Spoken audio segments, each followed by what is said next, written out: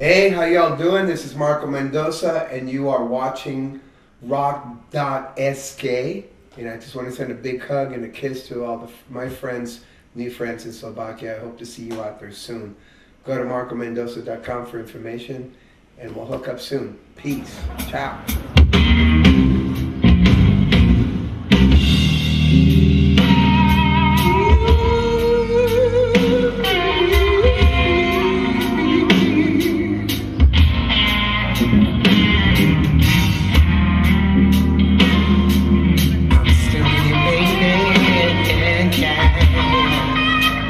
Marco, you are the bass player of many styles, many genres. What style or genre do you prefer, or you like the most or play the most? I've been playing a lot of rock, and I gotta say, the big stages. But I don't know. It depends on the time of year. It depends on what mood I'm in. I just finished a tour, like 19 dates, with this new album that I have, Casa Mendoza. We were supporting that, and I had a blast. It was very challenging. The musicianship the level was, really high. Improvisations were going on, ad-libs were going on, so I really was satisfied.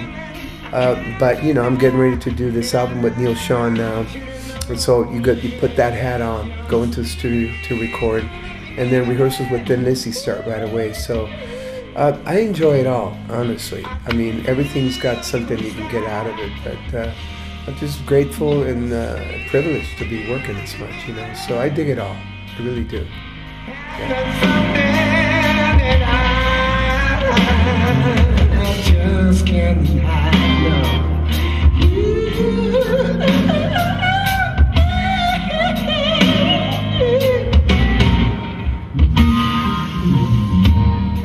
You are an idol for new bass players here in Slovakia, maybe. Oh, I'm honored. I'm flattered. Maybe an influence for them. Yeah. And what were your influences or bass idols? Bass idols, I had a lot of people that I looked up to and still inspired to be like, I gotta say my first bass player out of the box was Paul McCartney. For me was very inspirational in getting me started in the business. The way he writes songs, his bass lines, his very melodic rhythm. The first album I ever had, that I ever got, was from my father for Christmas. It was Abbey Road. So for me, the Beatles still are, just beautiful place to start. And then from then on, I got turned on to, Greg Lake, Emerson, Lake and Palmer, Tim Bogart, Jack Bruce, of course, Cream. There are so many. Chris Squire from Yes, Tony Levin, of course, and my friends T.M. Stevens, Billy Sheehan, Elaine Caron from Montreal, amazing, Gary Willis, Victor Wooten, Stanley Clark, who I got to meet and know in L.A., and there's so many. There's a long list of people. Well, I'm flattered that I'm here inspiring other bass players up and coming bass players. What I can tell them is to listen to as much music as you can and listen to all the styles that you can, and really dedicate time and invest time in learning your playing and your instrument. Very important that your relationship with your instrument is there. Sometimes we want everything quick, and it takes time. It's like anything else. But the more time you invest, the more you get out of music. That's it.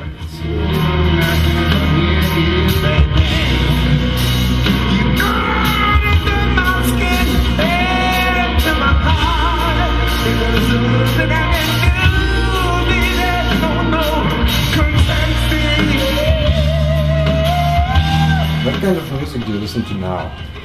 Right now I'm listening to Kings of Leon. It's one of my favorite bands out of the States. They're from the South. And I love their sound, I love what they're doing. I'm a big Journey fan too. I've been listening to that because I'm working with Neil Sean, trying to get inspiration and find a direction, I don't have a lot of time off to listen to what's going on per se, but because I also believe in disconnecting, shutting down. and staying fresh. Otherwise, you burn out.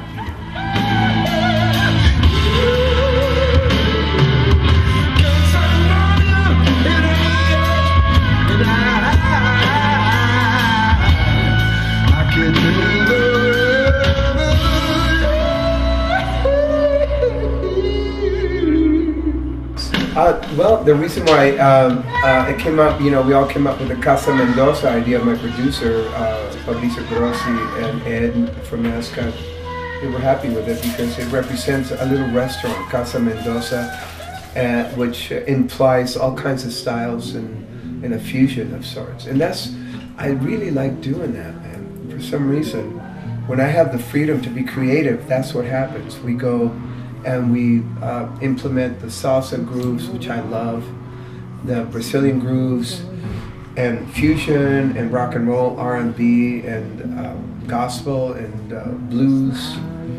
And so I really believe that music should be like that, without genres. The lines are getting thinner in between all the styles. You know? World music, what we call it. You know? Can't you see I'm missing you? I say the things you want.